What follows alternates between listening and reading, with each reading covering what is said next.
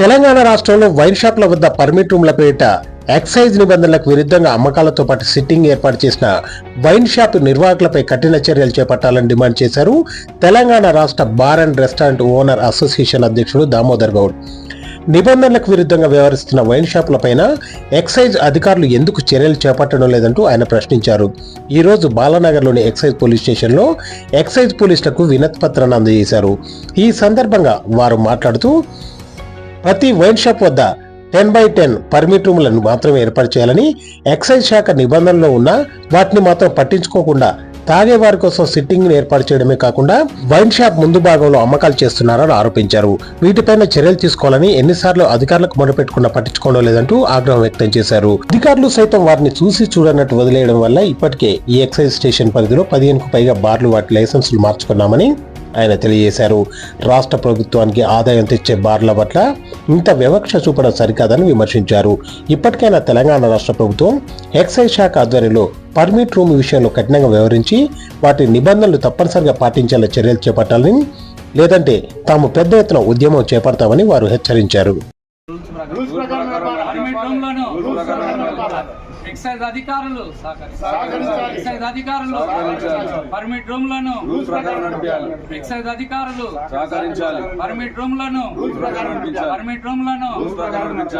ఈరోజు Telangana bar and restaurant association తరఫున మరి ఈరోజు బాలనగర్ సీఎంని కలవడం జరిగింది. ముఖ్యంగా ఏంటంటే పర్మిట్ రూమ్ల గురించి గత 2 సంవత్సరాల నుండి కరోనా కానుండి మా బార్లు నష్టాలు వస్తున్నాయి. తర్వాత మాకు అనుకూలంగా జీవో రాలేదు. గత ప్రభుత్వం జీవో ఇంప్లిమెంట్ చేసింది, అయినా కూడా మా బార్లు నడవలేకపోతున్నాయి. ముఖ్యంగా ఏంటంటే డ్రంక్ అండ్ డ్రైవ్, తర్వాత ఈ కరోనా, తర్వాత ఇప్పుడు ప్రత్యేకంగా ఏంటంటే అది పోయిన తర్వాత పర్మిట్ రూమ్ ఒకటి, పర్మిట్ రూమ్ జీవో ఇచ్చింది గవర్నమెంట్ ఒకటి. దాంట్లో ఏంటంటే 100 స్క్వేర్ మీటర్ ఉండాలి, తినుబండారాలు ఉండొద్దు, కూర్చోబెట్టి తాగేది ఏదో సెల్ఫ్ గరీబుల గురించి పెట్టింది జీవో అది అప్పట్లో. ఇప్పుడు ఈ పర్మిట్ రూమ్లు ఏంటంటే విచ్చలవిడిగా 1000, 100 కాదు, 500, 1000, 1500, 2000, అర్ధ ఎకరా వరకు పోయింది. దీనివల్ల మాకు హైదరాబాద్లో ఉన్న బార్ల లైసెన్స్ చాలా ఇబ్బందికరంగా ఉంది. ఇప్పుడు అమ్ముకునే పరిస్థితి, జిల్లాల దాబాలు ఎక్కువైపోయినాయి. దాబాలలో పోయేసి ఎక్కడ బెల్ షాపులలో కూడా సిట్టింగ్లు పెట్టేసి హైదరాబాద్. నేను ముఖ్యంగా కోరేది ఏంటంటే అధికారులు కానీ గవర్నమెంట్ కానీ రెవెన్యూ పోతుంది అని ఇబ్బంది పెడతారు. రెవెన్యూ ఎక్కడ పోతుంది? తాగేటోళ్ళు ఉండాలి, తాగేటోళ్ళ జేబులో డబ్బులు ఉండాలన్నట్టుగా పరిస్థితి.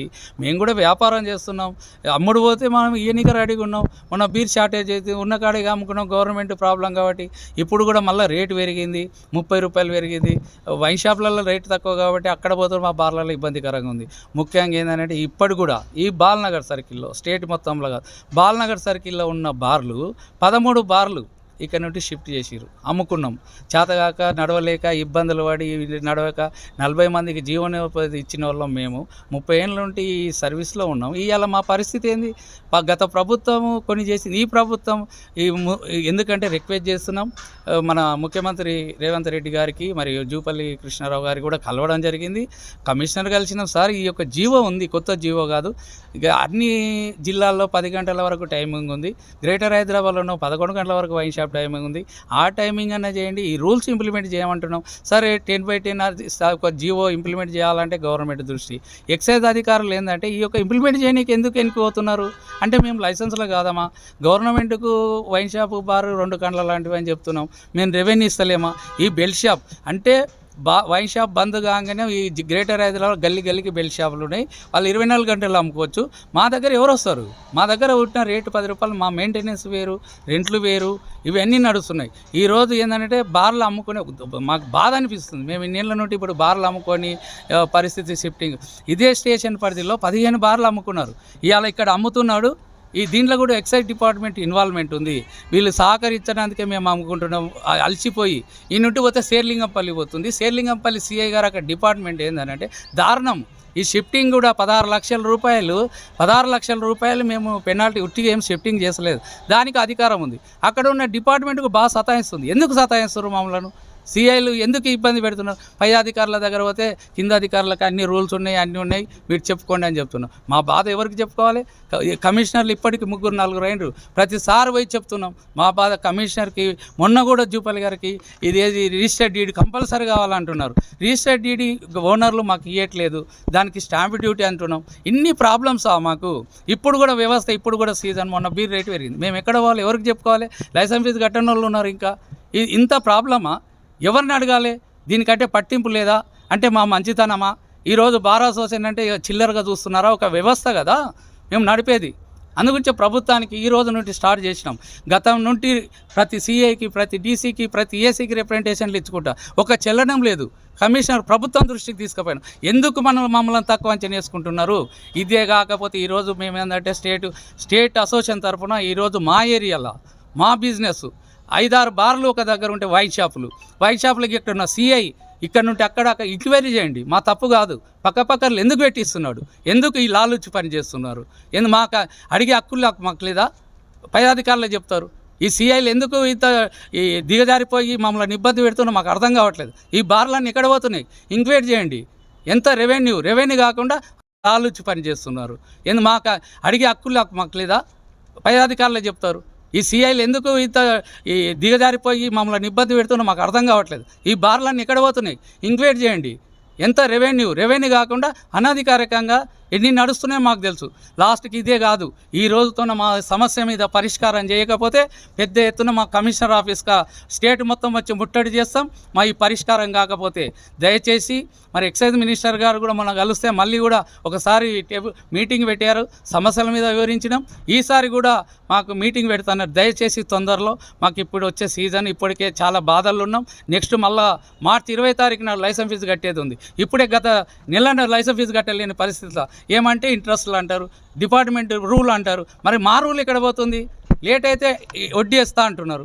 ఈ వడ్డీ ఎక్కడ పోతుంది? మరి మేము ఇప్పుడు ఈ పరిస్థితి దిగజారడానికి మేము వ్యాపారం చేయకుండా ఉరేసుకొని తీసుకురావాలా? ఇప్పటికీ ఆత్మహత్యలు చేసుకుంటున్నారు. ఈ వ్యవస్థ ఎక్కడ పోతుంది? గత ఉమ్మడి రాష్ట్రం ఉన్నప్పుడు ఆ వ్యవస్థ వేరుంటుండే. ఇక్కడ తెలంగాణలో బ్రతుకుదేరు గురించి వ్యాపారం చేస్తుంటే ఈ కక్ష సాధింప మా మీద. మాకు కూడా ప్రభుత్వం మాకు ఏదన్నా నిర్ణయం చేయండి. ఈ వ్యాపారం బంద్ చేసుకుంటాం. బార్లే వద్దనుకొని వైన్ షాపులకే ఎంకరేజ్ చేయండి. మరి మేము బార్ల వ్యవస్థ 40 మందికి జీవనోపాధి ఇస్తాం, మేము బ్రతుకుతున్నాం. అది కళ్ళకు కనబడతలేదా? ట్రేడ్ లైసెన్స్, ఈ పర్మిట్ రూమ్లకు, వైన్ షాపులలో విచ్చలవిడిగా ఇస్తున్నారు. మాకు అన్ని లైసెన్సులు ఉన్నాయి కదా. విచ్చలవిడిగా హెల్త్ డిపార్ట్మెంట్ ఎక్కడ పోయింది? బార్లలో వచ్చి, రెస్టారెంట్లో వచ్చి చెక్ చేస్తున్నారు. అడ్డ మీద, రోడ్డు మీద దుమ్ము పడుతుంటే ఎందుకు నిద్రపోతుందని మేము ఈ మీడియా ముందర తెలియజేస్తున్నాం. దయచేసి మీడియా మిత్రులకు, మరి అందరూ కూడా ప్రెస్ మీడియాకు ఇదొక్క మా యొక్క బాధలను ప్రభుత్వం దృష్టికి తీసుకెళ్లాలని, మా యొక్క సమస్య తొందరలో తీరాలని మరి ఎక్సైజ్ మినిస్టర్ గారు, మరి ముఖ్యమంత్రి రేవంత్ రెడ్డి గారికి మరి మా బాధలను అర్థం చేసుకొని ఇప్పుడున్న ప్రభుత్వంలో ఏదైనా సమస్య వస్తే అందరికీ చేస్తున్నారు కాబట్టి మాది కూడా ఒక బార్ వ్యవస్థ, రెవెన్యూ ఇచ్చే వ్యవస్థ. ఒక్కసారి ఆలోచించండి. కింది ఏంటంటే డిపార్ట్మెంట్ రెవెన్యూ లాస్ అవుతుంది, రెవెన్యూ లాస్ తప్పుతో పట్టిస్తుంది. అది తప్పు. ఎందుకు పోతుంది సార్? రెవెన్యూ ఎందుకు పోతుంది? రెవెన్యూ కాదు, వీళ్ళకి పోతుంది రెవెన్యూ అని ఓపెన్గా చెప్తున్నాను నేను. డిపార్ట్మెంట్కి రెవెన్యూ పోతుందని అధికారులు తప్పుతో పాటిస్తున్నారు. ఎంక్వైరీ చేయండి. తాగేటోడు ఉంటేనే మేము వ్యాపారం చేయగలుగుతాం. తాగేటోని జేబులో డబ్బులు ఉంటేనే ఈ వ్యవస్థ నడుస్తుంది. ఇప్పుడు కూడా చెప్తున్నాం, ఈ సమస్య మీద పరిష్కరించకపోతే మా మీద కక్ష సాధింపు చేస్తున్నారు. అంటే మేము మాట్లాడితే అధికారులు వచ్చేసి కేసులు చేస్తారు. ఏం కేసులు చేస్తారు? చేయండి. ఎంత షవరింగ్ వస్తుంది మాకు? ఇంత దారుణమా? ఒక బార్ యజమాని అంటే హోంగార్డ్ కానుంటి, కానిస్టేబుల్ కానుంటి వ్యవస్థ వాల్యూ లేకుండా పోతుంది. ఇది ఎవరు దీన్ని పరిష్కరించేది? దయచేసి ఇప్పుడున్న గవర్నమెంట్కు మరి కోరుకుంటున్నాం, మీరు ఏది పెట్టినా, రేట్లు పెంచినా, లైసెన్స్ ఫీజు పెట్టినా మేము ఈ వ్యవస్థను ముందుకు నడపడానికి రెడీగా ఉన్నాం. లైసెన్స్ ఫీజు పెంచినా కూడా తట్టుకుంటున్నాం. ఎన్ని బాధలు పెట్టినా మా బాధలు కూడా అప్పులు తీసుకొచ్చి ఇంత బాధ పెట్టి రెవెన్యూ కడుతున్నాం. ఒక్కసారి మా గురించి ఆలోచించాలని మరి కోరుకుంటూ సెలవు తీసుకున్నాం. రూమ్ల వల్ల మాకు ప్రాబ్లం ఏ విధంగా జరుగుతుందంటే, మన ఈ తెలంగాణ గవర్నమెంట్లోనే ఇక్కడనే జరుగుతున్నది. ముఖ్యంగా మరి పక్కన తీసుకుంటే అదర్ స్టేట్లలో, తమిళనాడు కానీ, మహారాష్ట్ర కానీ, పక్కనే ఉన్నటువంటి ఆంధ్రప్రదేశ్లో కానీ ఈ పర్మిట్ రూమ్లను ఎంకరేజ్మెంట్ గవర్నమెంట్ చేయట్లేదు. పర్మిట్ రూమ్ అసలు ఇవ్వలేదు పక్కకు ఉన్న ఆంధ్రప్రదేశ్లో. మన తెలంగాణలో ఇచ్చింది.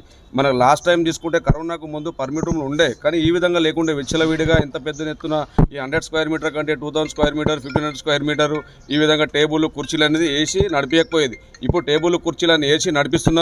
ముఖ్యంగా ముఖ్యంగా బార్ల కస్టమర్స్ బార్ల కస్టమర్స్ ఎవరు రావట్లేదు. దీనివల్ల మాకు ప్రాబ్లం ఎక్కువైపోతున్నది. అండ్ తినుబండారాలు పెడుతున్నారు, తక్కువ రేటుకి ఇస్తున్నారు, స్టఫ్ ఇస్తున్నారు, ట్రేడ్ లైసెన్స్ వితౌట్ లేకుండా నడిపిస్తున్నారు. దీన్ని మొత్తం ఎంకరేజ్మెంట్ చేసేది అధికారులు చేస్తున్నారు. అధికారులు వైన్ షాప్ అనగానే, వైన్ షాప్ పర్మిట్ రూమ్ అనగానే అక్కడికి ఎవరు వెళ్ళొద్దని చెప్పి అధికారులే మాట్లాడుకొని అక్కడికి ఎవరికి వెళ్ళకుండా ప్రాబ్లం చేస్తున్నారు. దీని మీద చర్య తీసుకోండి. మా ఫైనల్ డిమాండ్ ఏంటంటే ముఖ్యంగా పర్మిట్ రూమ్లల్లో టేబుల్ కుర్చీలు అనేటివి 100 స్క్వేర్ మీటర్లలో ఉండాలి. టేబుల్ కుర్చీలు అనేవి తీసేసేయాలి. మొత్తం ఫుడ్ అనేది ఇవ్వకూడదు. ఫుడ్ అనేది మొత్తం ఇవ్వద్దు. దీనివల్ల మాకు బార్ల కస్టమర్ ఎవరు రావట్లేదు. టైమింగ్ అనేది ముఖ్యంగా 10 o'clock వరకు కుదించమని మేము అడుగుతున్నాం. గతంలో 10 o'clock వరకు ఉండే టైమింగ్, ఇప్పుడు 11 o'clock వరకు చేసిరు. ఆ 11 o'clock వరకు చేసినందుకు మాకు మొత్తము కస్టమర్స్ ఎవరు కూడా బార్కు రావట్లేదు. అక్కడ టేబుల్ కుర్చీలన్నీ పెట్టి అక్కడ నడిపిస్తున్నారు కాబట్టి మాకు ఎఫెక్ట్ బాగా అవుతుంది. మా కొట్లాట, మా ఆవేదన, మాది మొత్తం అంతా ఈ టేబుల్ కుర్చీలు పర్మిట్ రూమ్. ఈ పర్మిట్ రూమ్లో టేబుల్ కుర్చీలు మొత్తం తీసేస్తే ప్రాబ్లం అనేది సాల్వ్ అవుతుంది. అదొకటి.